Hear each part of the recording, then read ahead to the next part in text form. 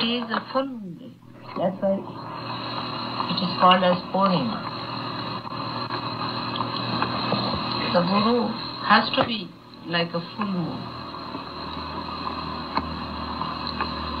Means completely grown, completely mature. There are 16 kalas or the phases of the moon. And when the complete Purnima comes in the full moon day, all the 16 kalas are complete. You also know that in the Vishuddhi Chakra, there are 16 subplexes. When Krishna is described as Virata, he is called as the Sampurna, the complete incarnation of Vishnu's aspect, because he's got the 16 phases completely done. So today's number is 16. 6 plus 1, 7.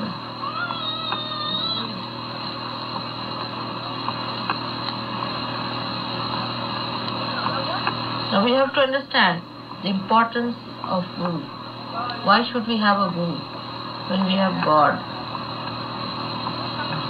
We have got Shakti. Then why should we have a Guru? What is the need to have a Guru? Guru means the weight. The weight.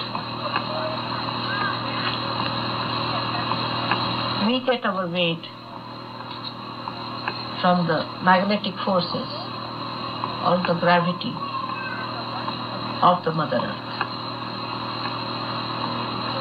So, Guru means gravity. A gravity in a person.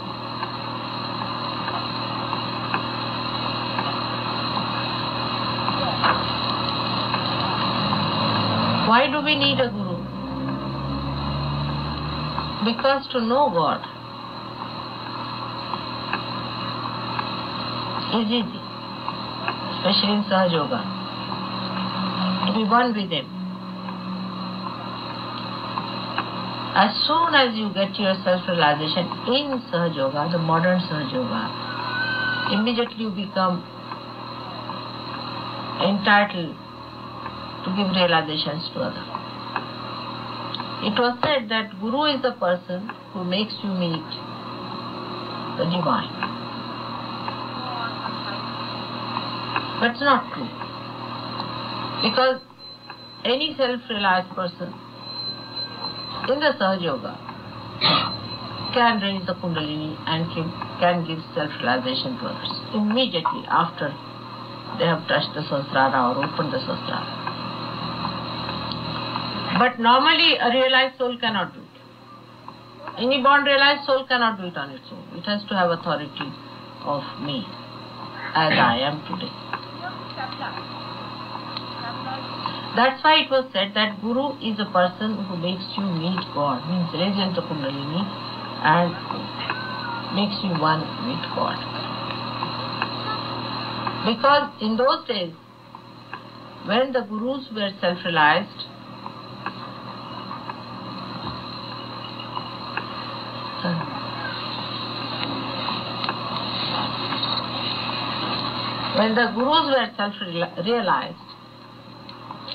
they had the authority and power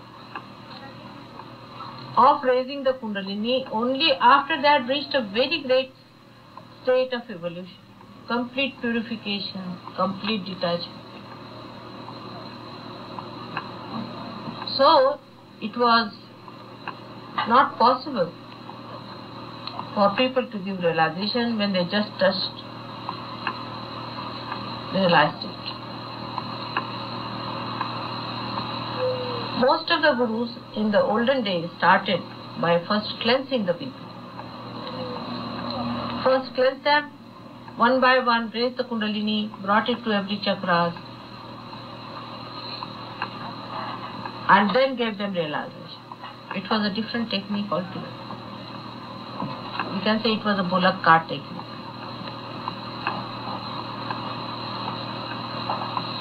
That's why one mantra was given for particular chakra, where was the problem, where the Kundalini was stopping. For about, some people used to get it for, even for 10 years, they would work out on one chakra. I have known people who have been working on Agya for 10 years, 20 years. But you know, in Sahaja Yoga we clear it out just like that. That has something to do with your particular guru, and she is.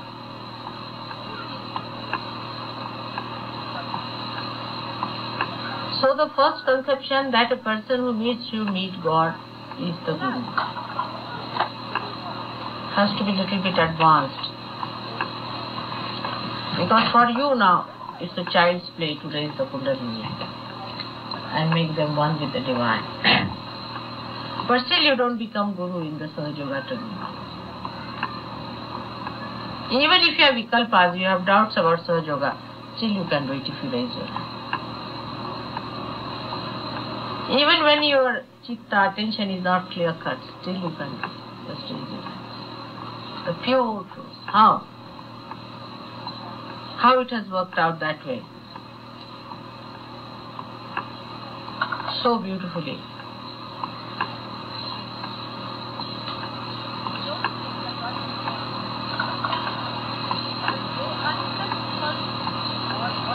It has worked out, I would say, at this stage. Maybe later on I will tell you. But it's pure.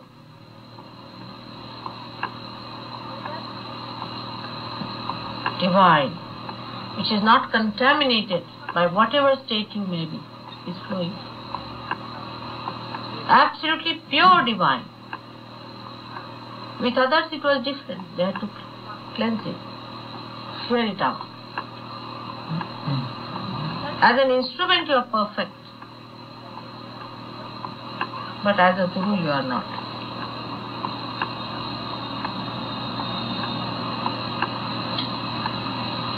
Whatever may be your defects, or whatever you may be lacking, you raise your hand, the Kundalini will rise.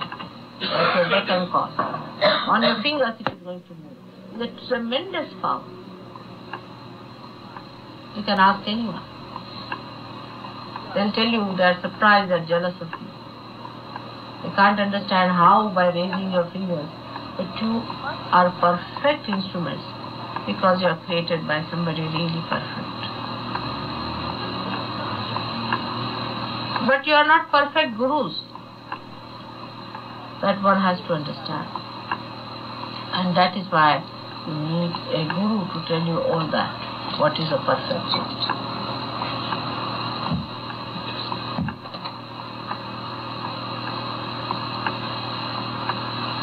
Now, as I have told you, that guru means gravity. You cannot say, where is the axis of Mother Earth is? You cannot see it. I mean, you cannot see it, you cannot feel it. But they say there is an axis on which the Mother Earth rotates. So it's an energy. It's an energy on which this Mother Earth rotates. In the same way, you have an axis, which is your Sushumna.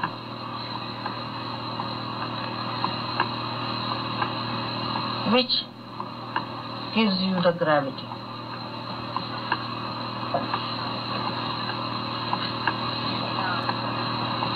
The first important thing for a guru is that your gravity point is one.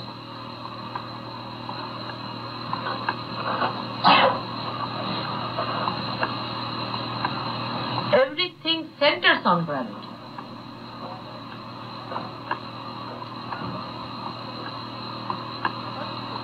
Unless and until your attention is completely fixed onto that gravity point within you, which is called as Dhruva, is the fixed point.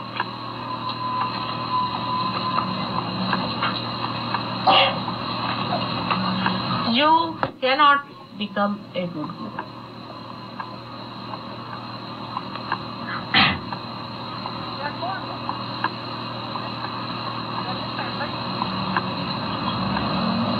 gravity in you comes to you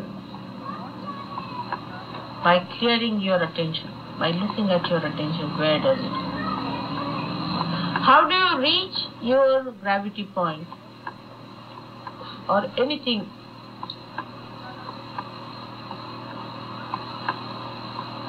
that has a gravity point? How do we discover it? We go on balancing it. And where the balance is complete, that time we say this is the gravity point.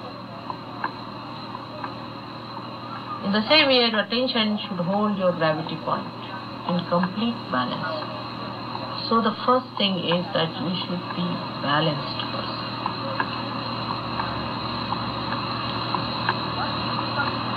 But a balanced person is not a fixed person. He is not rigid. But an imbalanced person is a person who runs here, there, there. Even after coming to Sahaja Yoga, running after this, running after that, running after that. Such a person cannot achieve much. Fix your gravity point. The balancing point is Sahaja Yoga.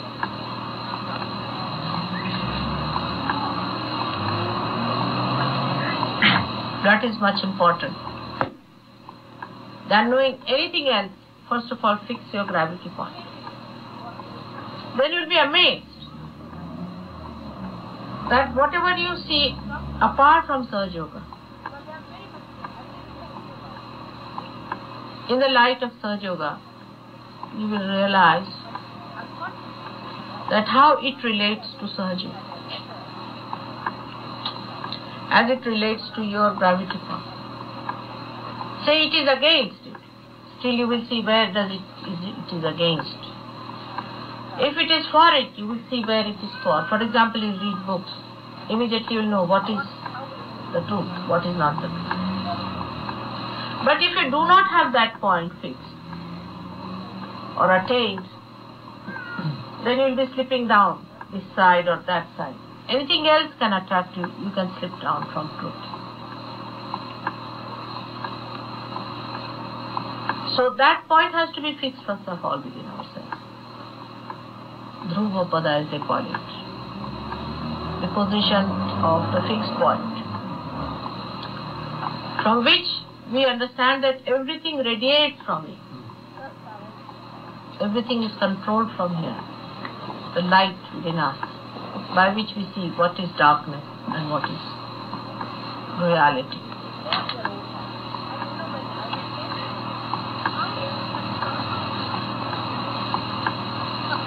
But to all this,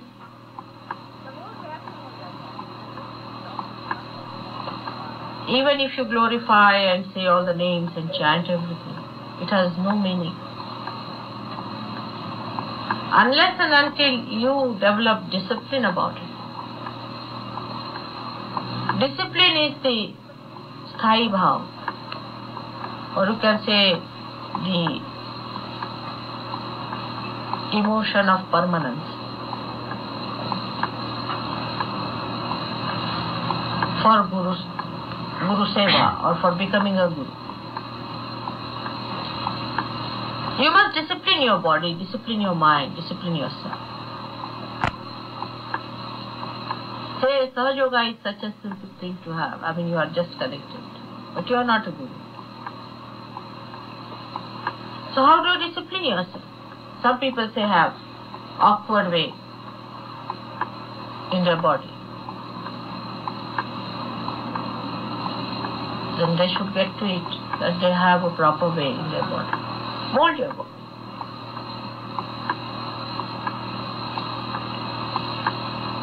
It is not to torture your body, but to be master of your body. For example, I would not say that you go and sit in the cold ice water. It's wrong. You freeze yourself and make your bones horrible. But you must do all that is required to give you a supple body, and a body that can live under any circumstance. Little bit you have to, of course, exert also. That you should be able to sit on the ground properly. That you should be able to sleep on the ground properly. There should be no problem about these things. You have to discipline. Sahaja Yoga is a real blessing, but can be sometimes a blessing in disguise. If you take it for granted, you will drift out. You won't go very further. So the body should be such that it should be able to take a lot of load upon itself. It should be able to do a lot of work. This is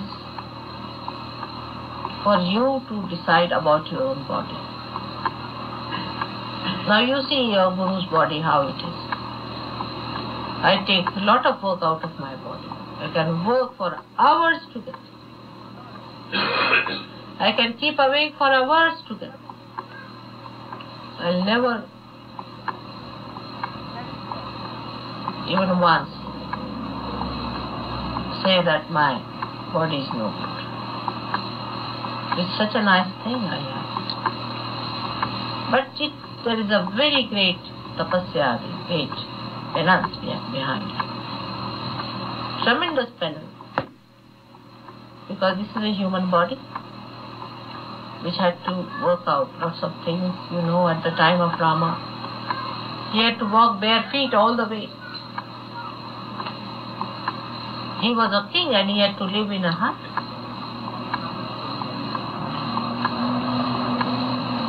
So do not be dominated by luxuries and comforts. I do not mean to say that you are necessarily torture your body. That's not the point at all, because I must give the balancing point always. But do not pamper your body that it becomes a hurdle for your penance. Keep your body clean. Respect your body. And it will be very happy when it will know that you have used it for the divine purposes.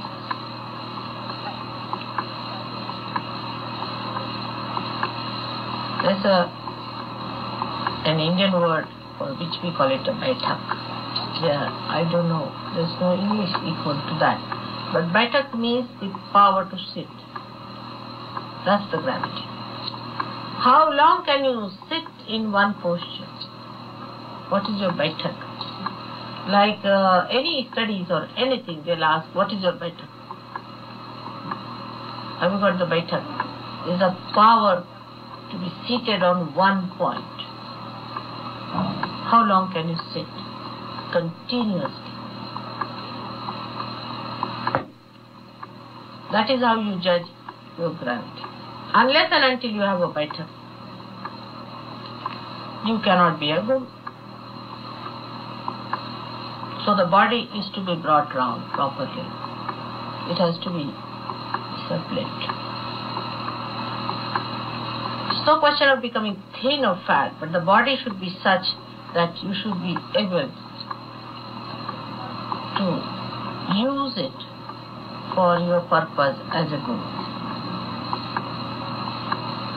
Sometimes you will find you can't sleep on the ground.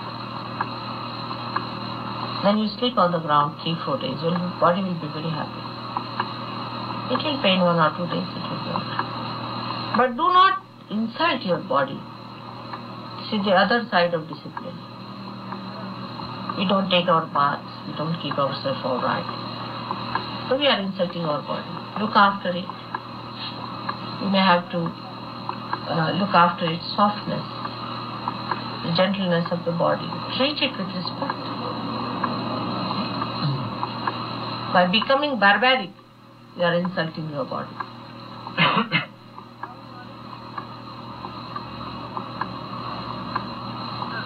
So, the body is very important, which is made of 5 elements, and all these 5 elements within us, as gurus, have to be sparkling. I can go on like this, but now you think about it. In future, what have you to do with your body? How you are going to use 5 elements within your body, to cleanse them, make them beautiful so that your light sparkles.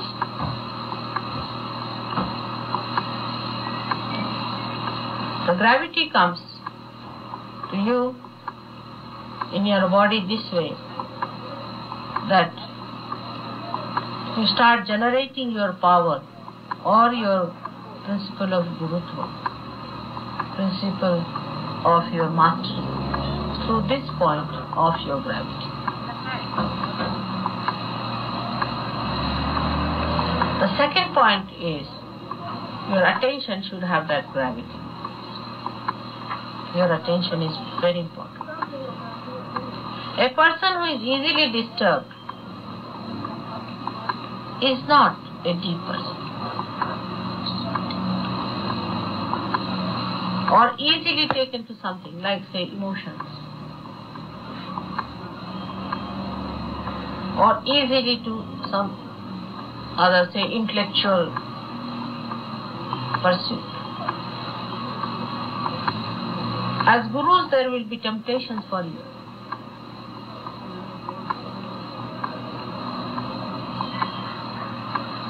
People will be challenging, absolutely. A person comes out with a very big intellectual feat or something like that. Then immediately you'll feel challenged about it, and you will say, all right, let me handle the situation. Handle it at the Sahaja Yoga point, on your gravity. Just sit down on your gravity and see for yourself. Immediately you will know how to handle the situation. You need not talk to that person, you will handle the situation all right. Not on intellectual level, but on your gravity. If the attention has the gravity, it pulls down the ego and the superego of other people.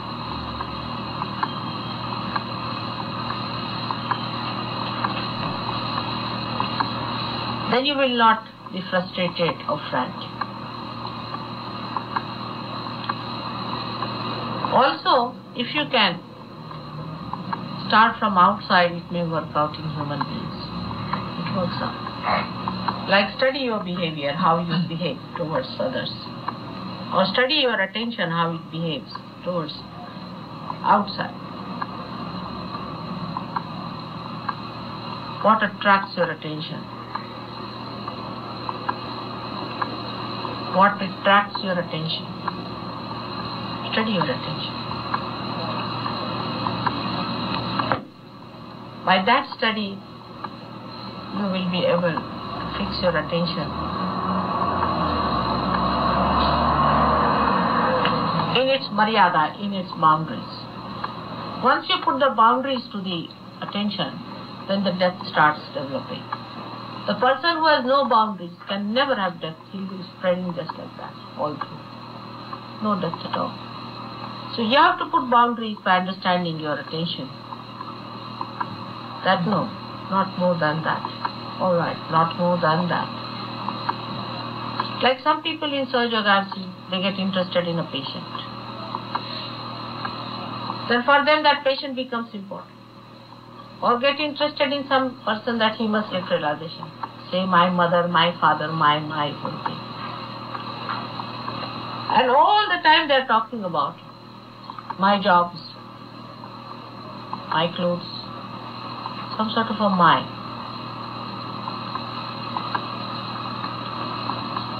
And they don't know how to draw the line. You must know where to draw the line is Maryada. Otherwise the whole thing will fritter away. You will become a frivolous person. There won't be any gravity.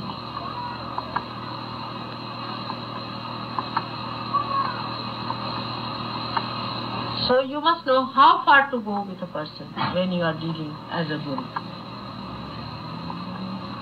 Then you are a master. But if you do not know where to draw the line, you may be crossing the line and getting into his clutches.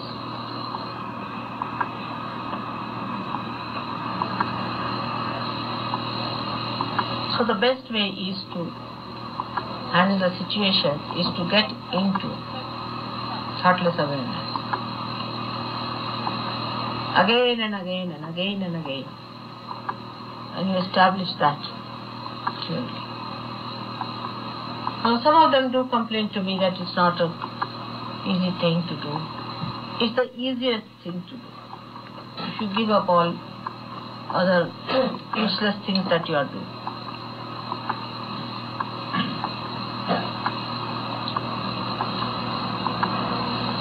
And then gravity will give you the wisdom to do the right thing at the right time. Ashram is a place where one has to learn to be a good. But I find it is not always a good experiment with people. Once they have an ashram, they take it for granted. They think this is a place for us to nicely come and live, and some people will work, some will enjoy. Some will pay, some will not pay.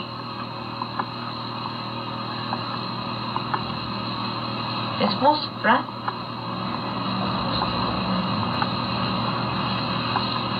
You must immediately find out a person who really has the spiritual authority and try to follow it.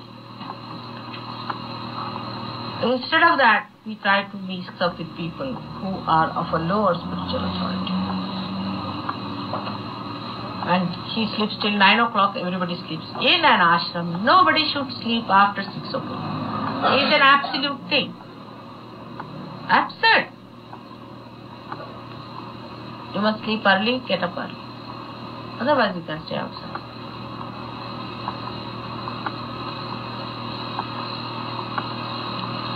You all must get up at 6 o'clock. You know what time your mother gets up.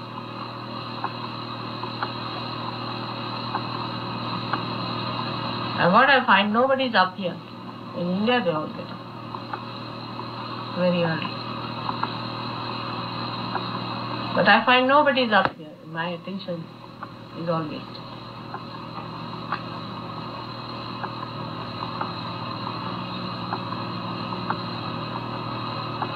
And you don't realize that how important all these things are. This is the training time for you.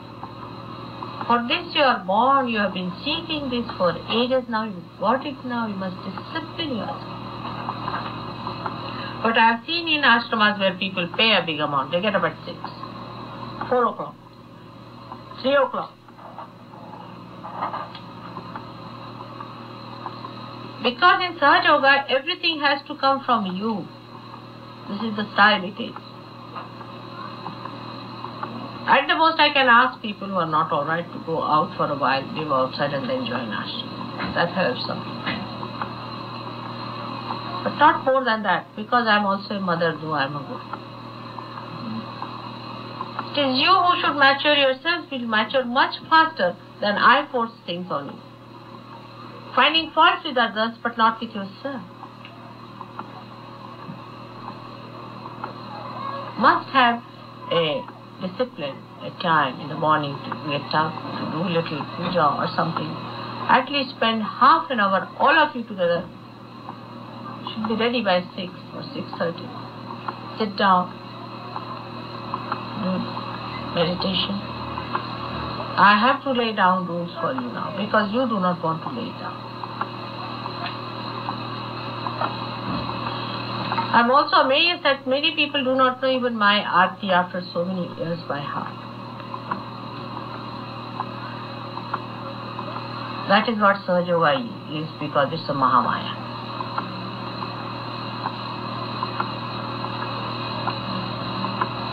So you have to learn it yourself. You have to do it yourself. It's easy to talk about Sahaja Yoga, very simple. Stand up and talk because you have heard from your mother to talk. We will have no impression on another person. It will fritter away. Because must come from your center of gravity.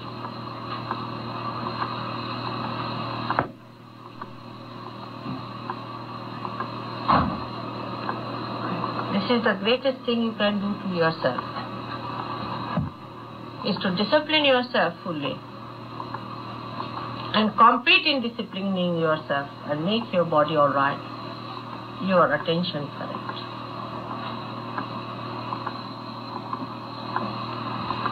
Attention is corrected by many ways. As I said, watch your attention, where does it go? Now, what else are we going to talk but Sahaja Yoga? Is there anything more beautiful or more interesting, more manifesting than Sahaja Yoga is? And what is the job of a guru? Is nothing but to expose the Parabrahma itself, the whole working of the divine. That is the job of a guru. To expose the complete working of the Parabrahma is the job of a guru in the modern times. Not only raising the Kundalini, but after raising the Kundalini, you should be able to tell all about the divine powers and everything. For that you have to learn, you have to read, you have to understand. Do you understand now the difference between the old gurus and modern gurus? Because they were brought up with such tremendous discipline, and hardly one or two used to be made gurus. They went through such studies and such interrogations and examination and tests that by the time they were 75 or so, they became gurus. But we have to do it quick, and the best way is to do it yourself.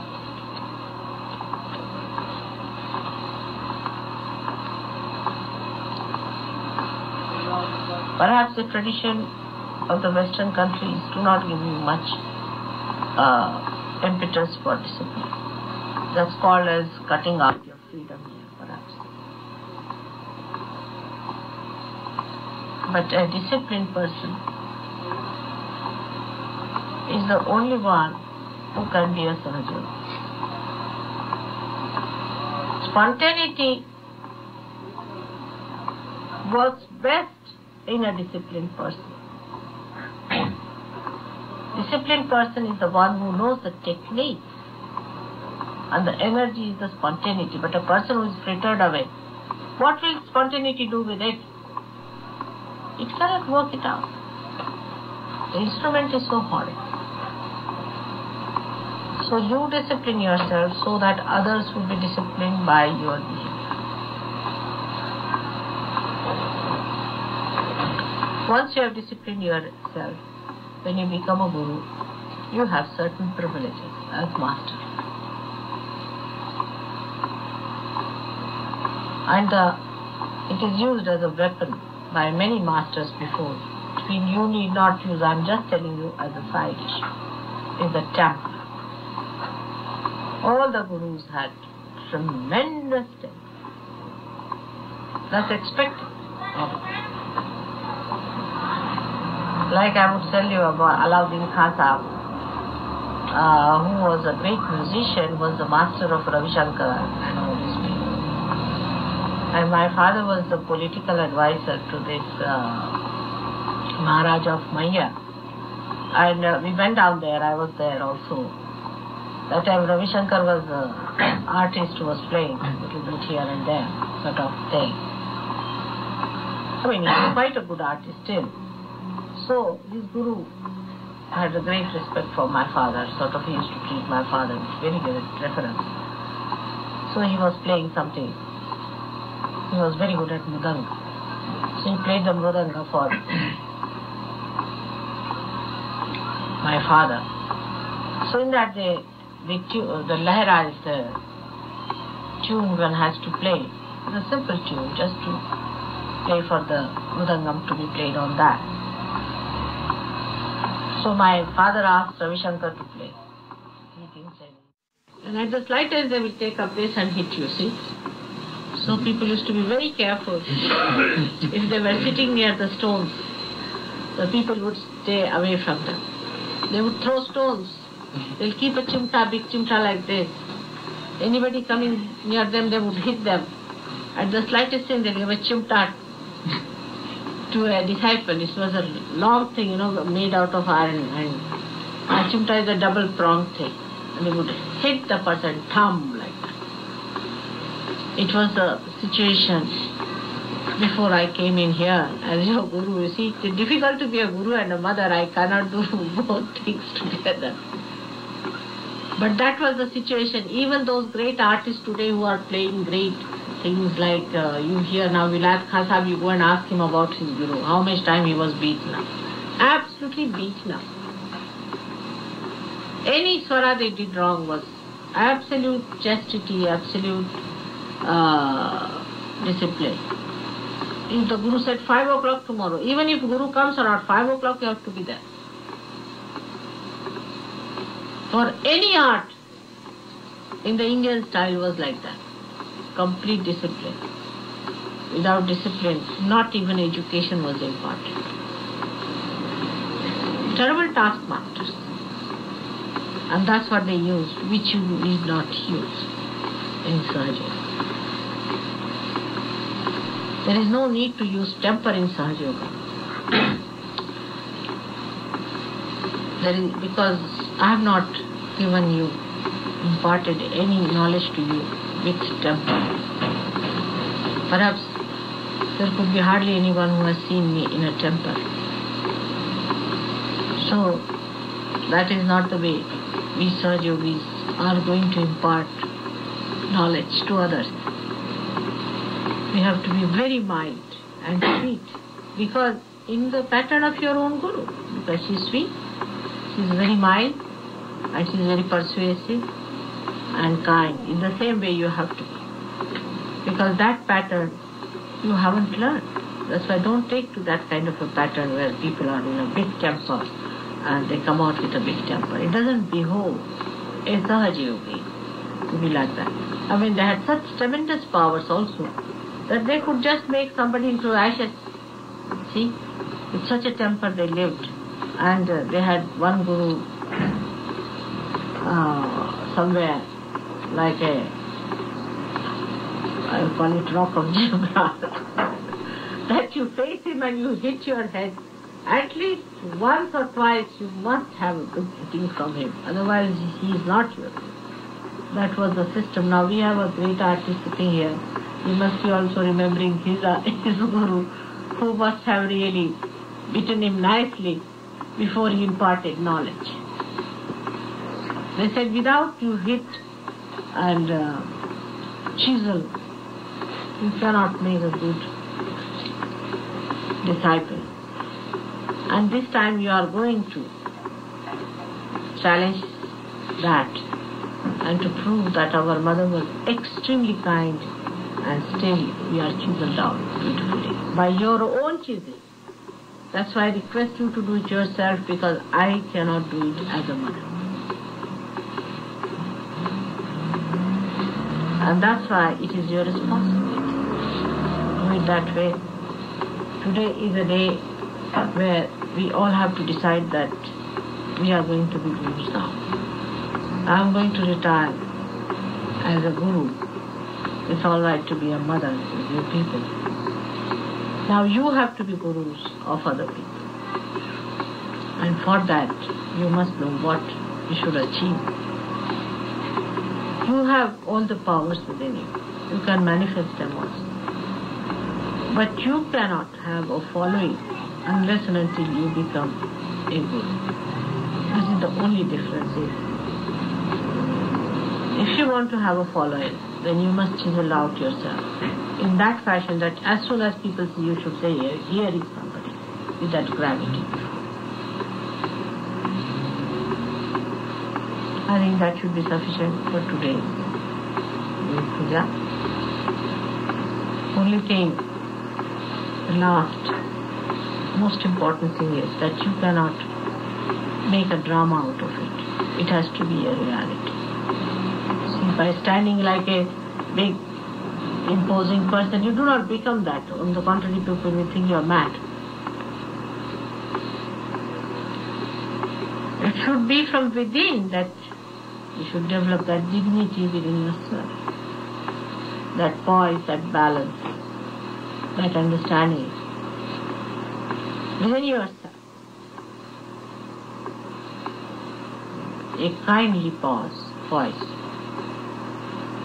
a beautiful personality,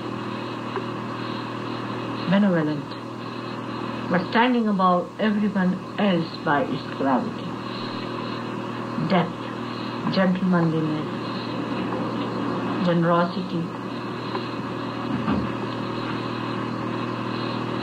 proper bearing, neatness, cleanliness, above all, love, heart like an ocean,